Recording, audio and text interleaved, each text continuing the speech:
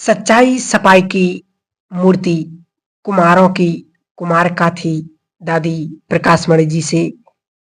किसी ने प्रश्न पूछा कि दादी, कि मम्मा के साथ आपको भी सब मुन्नी मम्मा के नाम से पुकारते थे।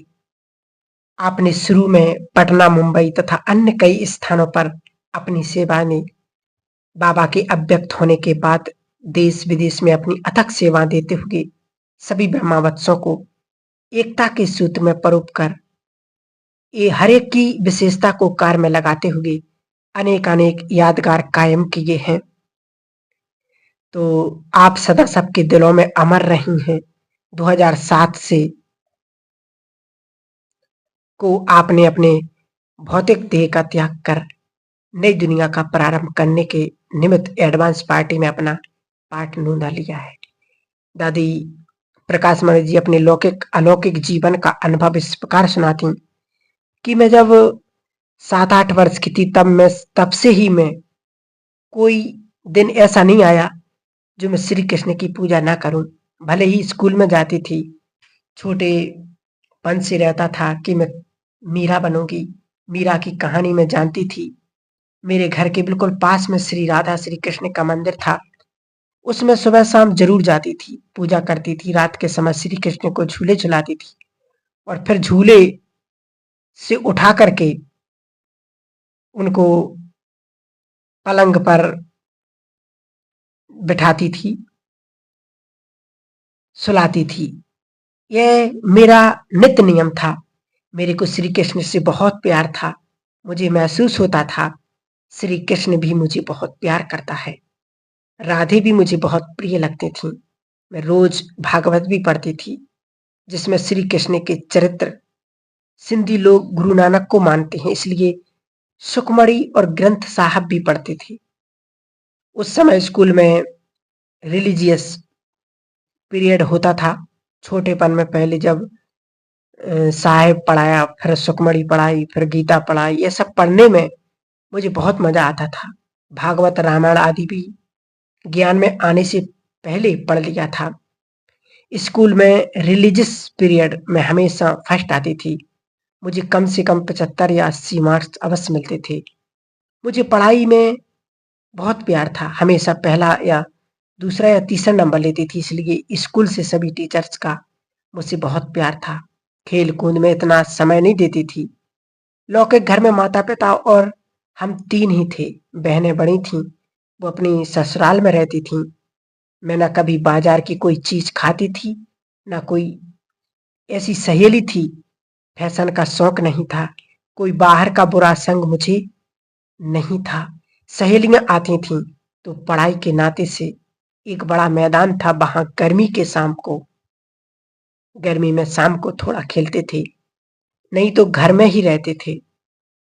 घर में माता पिता भी सत्संग में रुचि रखने वाले थे, तो मुझे स्मृति नहीं कि कभी माता पिता की डांट खाई हो, या कभी माँ ने थप्पड़ मारा हो, या कभी घर में लड़ाई हुई हो।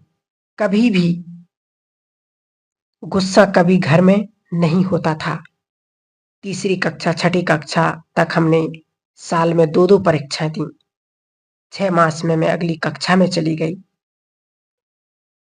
और जब ज्ञान में आई तो 14 साल की थी और मैट्रिक पढ़ ली थी। मुझे याद नहीं कि मैंने कभी झूठ बोला हो या चोरी की हो। मुझे स्मृति नहीं कि मैंने मुख से कभी गाली बोली हो या किसी ने मुझे बोली हो। कभी नहीं। मैंने कभी नहीं सिनेमा देखा, इसलिए बुरी बातों का कभी असर नहीं रहा। फिर दीदी दादी से पूछा कि दादी, सफेद कपड़े पहनना चाहिए या नहीं? तो देखो, बाबा ने कहा कि गृहस्थ व्यवहार में रहो, भल रंगीन कपड़े पहनो। कौन कहता है सफेद कपड़े पहनो? बाबा ने कभी किसको कहा ही नहीं। तुमको अच्छा नहीं लगता है तब सफेद कपड़े पहने हैं। यहाँ तुम भल सफेद वस्त्र पहनकर रहते हो, लेकिन रंगीन कपड़े पहनने वाले उस ड्रेस में भी बहुतों का कल्याण कर सकते हैं। माताएं अपने पति को भी समझाती हैं। तो बाबा कहते कि जो सेंटर पर रहते हैं वो भल सफेद पहने, परंतु बाबा ने कहा कि गृहस्थ में रहते हैं तो रंगीन कपड़े पहनो, और उससे तो ज्यादा हम बाबा की सेवा कर सकते हैं। तो बाबा ने कहा, अभी तुम जानते हो सृष्टि का अंत है, जास्ती पैसे क्या करेंगे, आजकल कितने डाके लगते हैं, रिश्वतखोरी कितनी लगी पड़ी है। ये अभी के लिए गायन है ना, किनकी दबी रही धूल में, किनकी राजा खाए, किनकी चोर लूट ले जाए, सफल उसी की हो जो धनी के नाम लगाए, अर्थात भगवान के कार्य में लगाए। तो बाबा इस प्रकार से हम बच्चों को समझाते थे, सभी बाबा के बच्चे इस प्रकार से समझते भी थे। फिर बाबा ने कहा कि अपने अंदर पवित्रता का बहुत सुंदर संस्कार धारण करना है, और तो हमें जरूर वो आकर्षण होगी भगवान के प्रति। बाबा दादी ने कहा कि मैं मीरा बनूंगी। भले ही उन्होंने हमें कारण नहीं बताया, पर सबको कहते थे, यह बेटी शादी नहीं करने वाली है।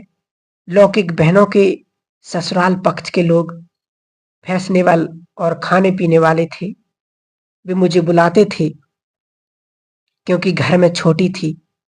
वे सोचते थे घुमाने फिराने के लिए यही एक है, पर मैं उनके संग जाती नहीं थी। वे कहते थे आज यहाँ चलो वहां चलो, मैं कहती थी मेरा तो मंदिर में जाने का समय है। कभी कहते थे आओ हमारे घर रहो। मुश्किल से कभी आधा दिन जाती थी, फिर भाग आती थी। कहने का भाव है कि हम छोटेपन से ही ऐसे संस्कारों वाले थे, जो बाद में उन संस्कारों की बहुत मदद मिली। मुझे याद नहीं कि मैंने कभी माँ को कहा हो कि मुझे इस फ्रॉक की दिल है, लेके दे दो। मैंने कभी यह कहा हो कि यह खाने की दिल है, बना के दो। छोटेपन से यह इसको स्लोगन याद रहा, मांगने से मरना भला, इच्छा मात्रम अविद्या। ज्ञान क्या होता है यह मैं नहीं जानती थी, पर इच्छा रखना अज्ञान है यह मैं जानती थी। मैं कहती थी गोपियां थोड़े कभी इच्छा रखती थी, मीरा थोड़ी इच्छा रखती थी, मम्मा को देना होगा आप ही दिला देंगी, खिलाएंगी, मैं क्यों इच्छा रखूं, मैं क्यों मांगू। कभी लोभ लालच नहीं आया। छोटेपन से मेरे दिल में दो इच्छाएं जरूर थीं कि या तो मैं विष्णु का दीदार करूं या श्री कृष्ण का दीदार करूं। कब मुझे भगवान विष्णु का या भगवान कृष्ण का दर्शन होगा, यह मुझे बहुत लगन थी। उस समय तो कृष्ण को भगवान मानते थे। जब मैट्रिक पढ़ रही थी, सारे सब्जेक्ट इंग्लिश में थे, वो स्कूल था ही इंग्लिश पढ़ने का। मैं 1 साल उसमें पढ़ी। उसी स्कूल में मम्मा मेरे साथ थी, एक ही बेंच पर हम बैठते थे। मम्मा से क्लास फेलो जैसा स्नेह था। मम्मा बहुत मॉडर्न फैशनेबल थी, बड़े बड़े बाल थे, बहुत सुंदर थीं, बॉम्बे की इंग्लिश पढ़ी हुई थी। मम्मा बहुत स्वीट थी, हमें बहुत अच्छी लगती थी। सन 1936 की बात है। दशहरे और दीपावली की छुट्टी हुई थी, 3 सप्ताह की छुट्टी होती थी, इस कारण बहुत समय मिलता था।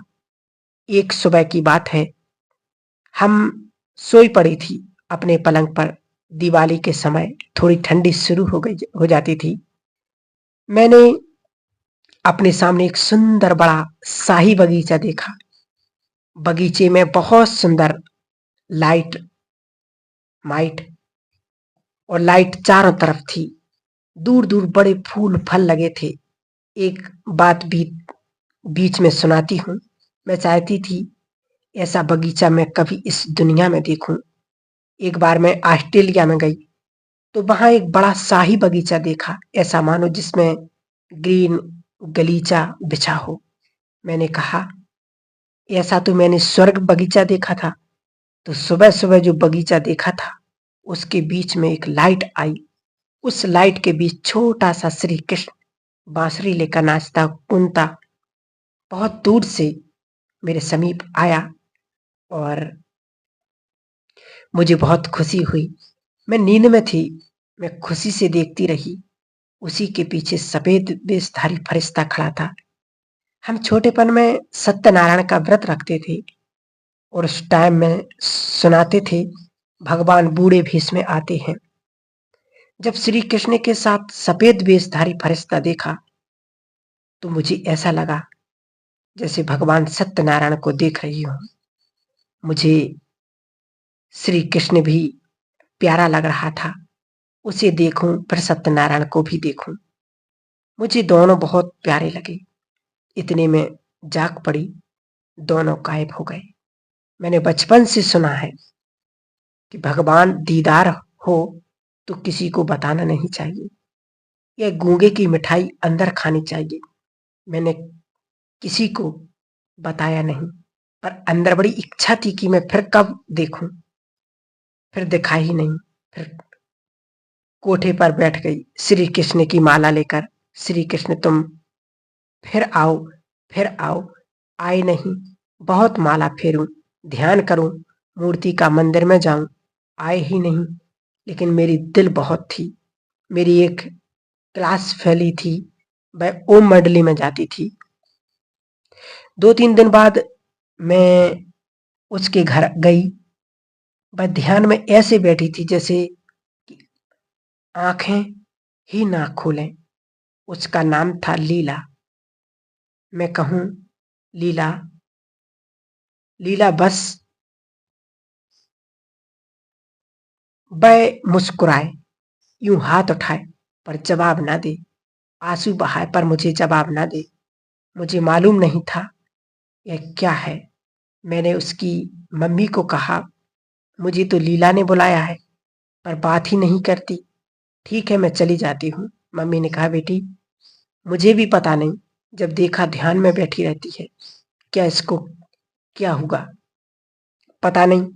2-3 दिन से इसकी यह हालत है।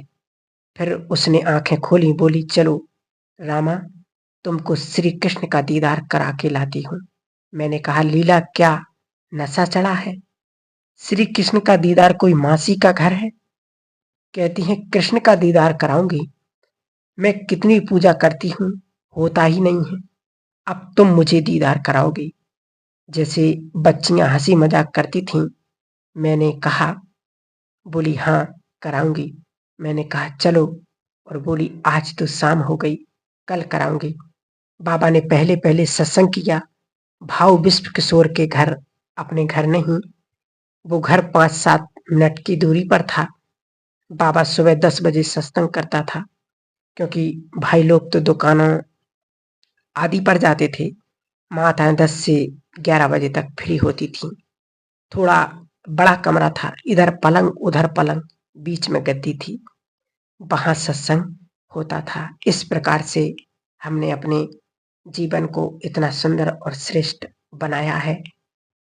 बाबा ने अपना बना करके मुझे गले से लगाया है।